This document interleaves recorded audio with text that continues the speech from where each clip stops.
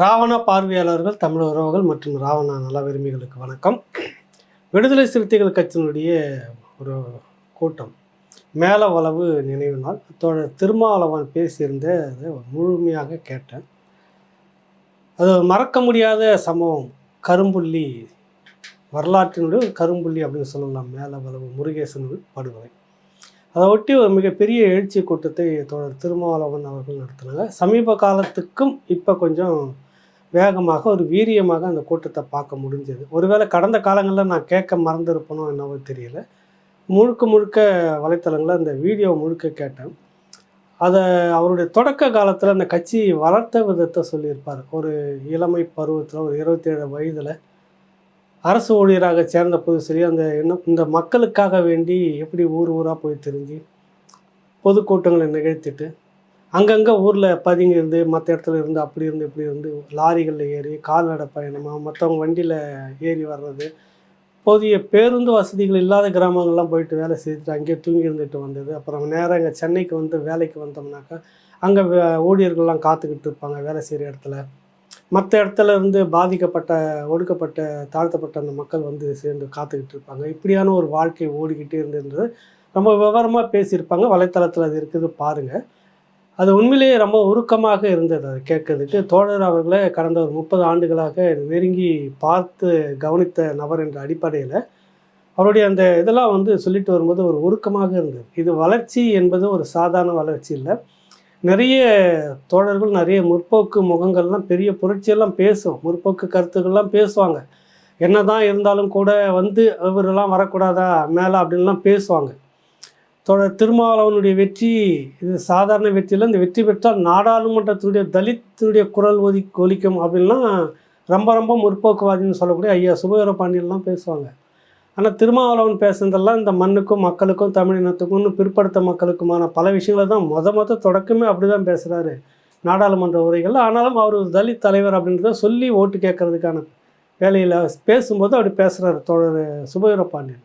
பல முற்போக்கு முகங்களும் கூட என்னதான் இருந்தாலும் ஒரு அப்படி ஒரு மாதிரி லெஃப்ட் ஹேண்டில் இடது கையில் ஹேண்டில் பண்ணிட்டு போகிற மாதிரி எங்கெல்லாம் விடுதலை சிறுத்தைகள் முக்கியத்துவம் படுத்துவார்களோ தோழர் திருமாவளவனை முக்கியப்படுத்துவாங்கன்னா அவங்களுக்கு தேவைப்படுது. அந்த நேரத்தில் ஒரு பலம் தேவைப்படுது, ஆள் தேவைப்படுது, கூட்டம் தேவைப்படுது, அரசியலில் திருப்பு முனைக்கு தேவைப்படுது, அரசியலில் பெரிய பலத்தை காட்டணும் அப்படின்ற எல்லோருமே பேருக்கு திருமாவளவனை இழுத்து பக்கத்தில் உட்கார வச்சுக்கிட்டு திருமாவளவன் வச்சுக்கிட்டு அரசியலை பேசுறது, திருமாவளவனை முன்னிறுத்தி அரசியல் பேசுறது அப்படின்னு செய்துட்டு வரதை உண்மையிலே கண்கூட பார்த்து இருந்திருக்கிறேன். இந்த இந்த ஈழன்ற விஷயங்கள்லாம் தொடக்கத்தில் வந்து ஒரு தொய்வு ஏற்பட்டப்போ மிக பெரும் ஒரு எழுச்சி நிலைக்கு கொண்டு வந்ததே தோழர் திருமாவளவன். அதெல்லாம் மறுக்க முடியாது. இப்போ வந்து பேசிகிட்டு இருக்கிற கடந்த 10 ஆண்டுகளாக 14 ஆண்டுகளாக பேசிகிட்டு இருக்கிற சீமான் அவர்கள் கூட என்னுடைய முன்னெத்தி அவர் தான். அவர் பேசி நாங்களாம் உட்காந்து கேட்டுக்கிட்டு இருந்தோம் அப்படின்லாம் சொல்லுவார். அவ்வளவு வலிகள் நிறைந்த ஒரு பாதையில் இருந்து தான் அவர் வராரு. திருமாவளவன் வந்துட்டு சொல்கிறாரு, இத்தனை வலிகளுக்கு பிறகு வேதனைகளுக்கு பிறகு எங்கே ஒரு கிராமத்தில் ஒரு கொடி, ஒரு சின்ன நான் அந்த மாதிரி பேப்பரில் வரைஞ்சி இதுதான் கொடி அப்படின்னு உருவானது தான் இன்றைக்கி பாராளுமன்றத்தில் பறக்குது, 4 நூற்றாண்டுகளுக்கு பிறகு ஒரு அங்கீகாரம் பெற்று அப்படின்னு சொல்கிறாரு. வலி வேதனை எல்லாம் சரியானது, நம்ம மறுக்கல, அது மதிக்கிறோம். அதில் போகும்போது ஒரு வார்த்தை சொல்கிறார் வந்து மேலவளவு சம்பவத்தை சொல்லும்போது வந்துட்டு இந்த சம்பவம் ஏன் நடக்குது, மேலவளவு முருகேசனை ஏன் அப்படி கொடூரமாக அறுத்து கொல்லணும், என்ன காரணம்னா பஞ்சாயத்து ராஜ் சட்டம் வருகிறது. சட்டம் வந்த உடனே வந்துட்டு நாடாளுமன்ற தொகுதி சட்டமன்ற தொகுதியில் மட்டும்தான் ரிசர்வ் 18% அந்த மக்களுக்கான தொகுதி அப்படின்னு இருக்குது. அப்போ பஞ்சாயத்து போர்டில் அந்த நகராட்சி ஊராட்சின்னு சொல்லுவாங்கள்ல, பஞ்சாயத்து உள்ளூராட்சி இந்த நிர்வாகத்தில் இருந்து இடஒதுக்கீடு இல்லை. அப்போ அந்த இடஒதுக்கீடுன்னு வந்து சட்டப்படியாக வந்து வர்றது தான் அந்த பஞ்சாயத்து ராஜ் சட்டம். முதல்ல வந்த உடனே அந்த மேலவளவு தொகுதி ரிசர்வ் பஞ்சாயத்தாக மாற்றப்படுகிறது. அந்த இடத்துல ஒருத்தர் நிற்கிறதுக்கு எதிர்ப்பு தெரிவிக்கிறாங்க. அதை ஒட்டி தான் அந்த கொலை நடக்குது. அது சொல்கிறார் தோழர் வந்து இங்கே வந்து அவர்களுக்கு எடுத்து சொல்ல ஆள் இல்லை, சரியான தலைவர்கள் இல்லை. யாருக்கு? அந்த மாதிரியான சாதி வெறி கொண்ட அந்த சாதி வெறியர்களுக்குன்னு சொல்கிறார். சாதி இந்துக்களுக்கு, சாதி வெறியர்களுக்கு எடுத்து சொல்வதற்கான தலைவர்கள் இல்லை, அந்த சாதி தலைவர்கள் இல்லை. அதிகாரிகள் ஒரு சிலர் எடுத்து சொன்னாலும் கூட அதை புரிஞ்சிக்கிற நிலையில் அவங்க இல்லை. இது இந்தியா முழுக்க கொண்டு வந்த சட்டம், அரசியல் சாசனத்தில் இருக்கிறது. அதை நீங்கள் மாற்ற முடியாது. அடுத்த 10 வருஷத்துக்கு இது ரிசர்வ் தொகுதி தான். அவங்க தான் இருந்தாகணும். காலங்காலமாக மற்றவங்களாம் இருந்திருக்கிறாங்க. இந்த உள்ளாட்சி நிர்வாகத்தில் அவங்களுக்கும் பங்கு வேணும்னு தான் 18% இடஒதுக்கீடு. அந்த பகுதியில் அவங்க தான் நிறுத்தணும், வேறு யாரும் நிறுத்த முடியாது அப்படின்லாம் இருக்கிறது எடுத்து சொன்னாலும் புரிஞ்சிக்காத அளவுக்கு சாதி வெறி அங்கே இருந்தது அப்படின்னு சொல்ல வர இடத்துல எனக்கு அந்த இடத்துல தோணுது.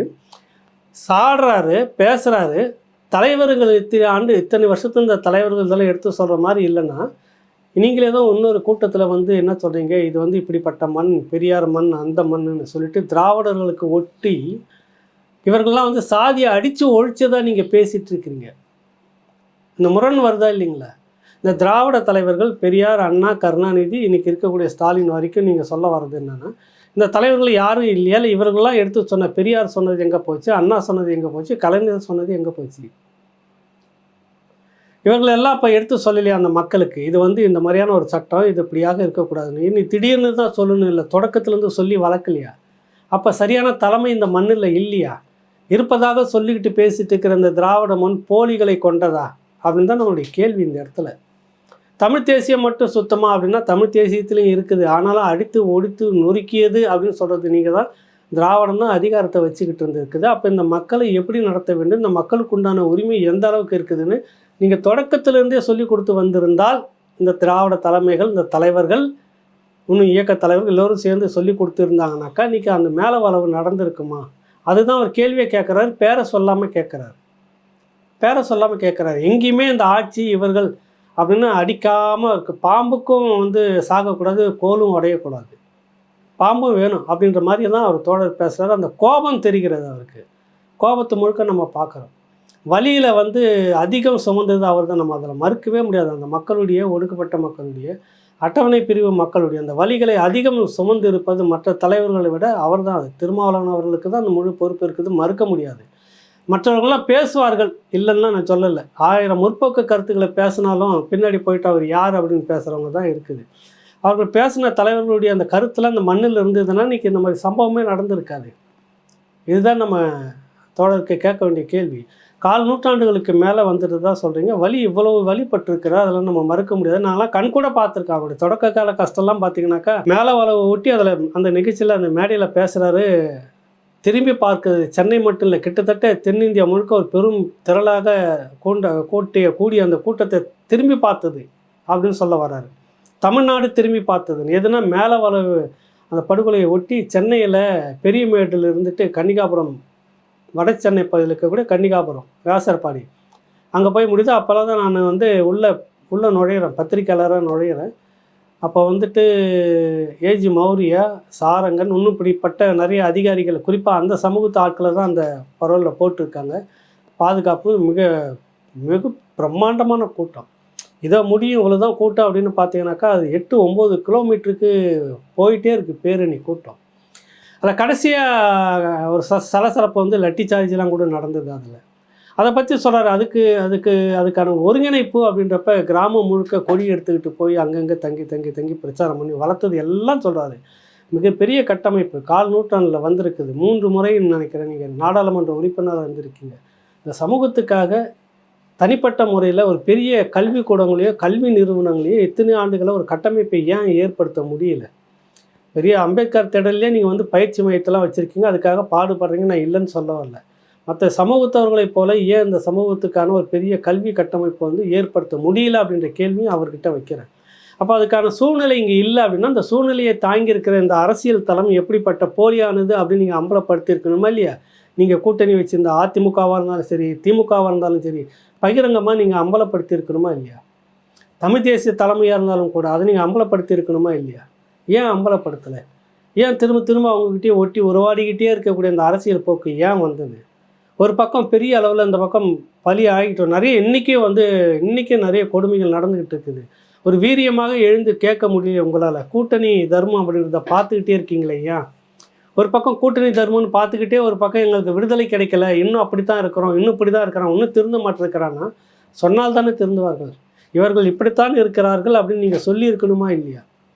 எந்த ஆட்சி, இந்த ஆட்சியில் இப்படிலாம் நடக்குது, அந்த ஆட்சியில் இப்படி நடந்து பகிரங்கமாக போட்டு உடச்சி நீங்கள் பேசியிருக்கணுமா இல்லையா?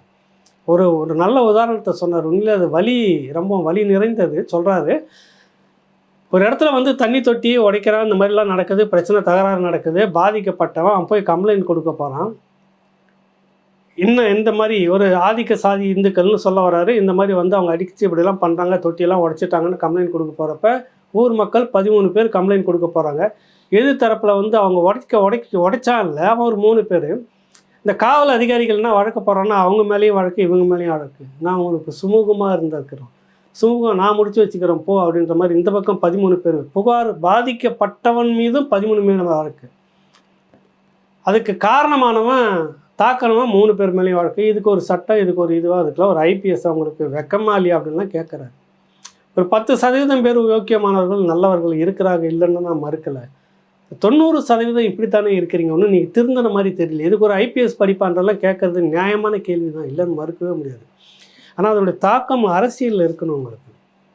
இந்த கேள்வியை நேரடியாக பார்த்து நீங்கள் ஒரு ஆட்சியாளரானு ஒரு முறை கேளுங்க. கருணாநிதியை பார்த்து, ஸ்டாலினை பார்த்து, செல்வி ஜெயலலிதாவை பார்த்து, யாராக இருந்தாங்களும் பார்த்து, நீங்களாம் ஒரு ஆட்சியாளரா? இதுக்கு ஒரு நீங்கள் வந்து பெரியாரை தூக்கி பிடிக்கணும், அண்ணாவை தூக்கி பிடிக்கணுமா? தேவையில்லை. எதுக்கு அந்த 2 பேர் நீங்கள் கொலை செய்து படுகொலை செய்யறதுக்கு தான் அர்த்தம் தானே இந்த மாதிரி பண்ணுறதெல்லாம்? இதில் எங்கே சமூக நீதி இருக்குது, எங்கே சாதி ஒழிப்பு இருக்குது? நீங்கள் போலியாக எல்லாம் பேசிக்கிட்டு இருக்கீங்க. சட்டப்படியான ஒரு நடவடிக்கை எடுக்கிறதுக்கு கூட இல்லாமல் பாதிக்கப்பட்டவங்க மேலேயே நீங்கள் கம்ப்ளைண்ட் பதிவு பண்ணுறது எந்த விதத்தில் நியாயம்? துணிச்சலாக மேடை போட்டு ஊர் முழுக்க நீங்கள் பேசியிருந்தீங்கன்னா இன்றைக்கி அவங்களுக்கு அச்சம் இருந்திருக்கும், இன்றைக்கி ஒரு மாற்றம் வந்திருக்கும். பேசவே இல்லையே. எந்த நாட்டில் நடந்ததுன்னு கூட பேச மாட்டேங்கிறீங்களே, எந்த ஊரில் நடந்தது கூட பேச மாட்டேங்கிறீங்க. அது எங்கே உகாண்டா போலீஸ் பண்ணிச்சான்னு கூட பேச மாட்டேருக்கீங்களே. இதுதானே வருத்தமாக அங்கே இருக்குது. பல பேருக்கு விமர்சனம் இங்கே அதுதானே. இந்த ஆட்சியாளர்கள் இப்படிலாம் அவங்க நிர்வாகம் இருக்கிறது. அப்புறம் பார்த்தா திடீர்னு வந்து பெரியார் வந்து உடைச்சி நொறுக்கிட்டார், தூள் தூளாக போயிடுச்சு, சாதி இங்கே இல்லைன்றீங்க. அப்புறம் பார்த்தா சாதிய கொடுமைகள் இவ்வளவு நீண்டுக்கிட்டு தான் இருக்குது, கண் எதிர்க்க இப்போவும் நடந்துக்கிட்டு இருக்குது. ஒரு தீர்வு உங்களால் வாங்க முடியல. ஏன் முடியலைனாக்கா இந்த அரசியல் நிலைப்பாடு இருக்குல்ல, தேர்தல் கூட்டணி என்னால் உங்களுக்கு லாபம், அவ்வளோதான். உங்களால் எனக்கு லாபம் கொஞ்சம் தான் வந்தது. உண்மையிலேயே விடுதலை சிறுத்தைகளுக்கு மற்ற கட்சிகளால் கொஞ்சம் தான் லாபம். ஆனால் விடுதலை சிறுத்தைகளால் அந்த அதிகாரத்தில் இருக்கிற அந்த கட்சிகளுக்கு பெரும் லாபம். அதெல்லாம் இல்லைன்னு மறுக்கவே முடியாது. அவர் வேணால் மறுத்துக்கலாம், தோழர் திருமாவளவன். இந்த அளவுக்கு இருக்கும்போது அப்போ நீங்கள் அந்த நேரடியாக பேசி அதை கண்டிக்கக்கூடிய பெரிய ஒரு அழுத்தம் இருந்திருந்ததுன்னா கூட்டணி நேரம் மட்டும்தான் அது. மற்றபடி என் மக்களுக்காக, இந்த சமூகத்துக்காக, அது எந்த பாதிக்கப்பட்ட மக்கள், பிற்படுத்த மக்களாக இருந்தாலும் யாராக இருந்தாலும் அந்த மக்கள் தரப்பில் நிற்பேன். மக்களுக்காக நாங்கள் நிற்பேன். பரந்தூர் விமான நிலையத்துக்காக நிற்பேன், 8 வழிச்சாலைக்காக நிற்பேன், மக்கள் எதிர்க்கக்கூடிய எல்லா திட்டத்துக்கும் நான் மக்கள் பக்கம் நிற்பேன் அப்படின்னு சொல்லியிருந்தீங்க. அரசியல் செய்தீங்கன்னா நேரம் நீங்கள் எங்கேயே இருந்திருக்கணும். உங்களுக்கு நீங்கள் ஒரு பக்கம் சார்பு நிலை எடுத்துகிட்டு பேசுகிற பேச்சு, அப்புறம் இந்த பக்கம் வந்துட்டு பார்த்தா இன்னும் இந்த மண் இப்படியே தான் இருக்குது, இவர்கள்லாம் திருந்தவே மாட்டாங்களும். எப்படி திருந்த முடியும்?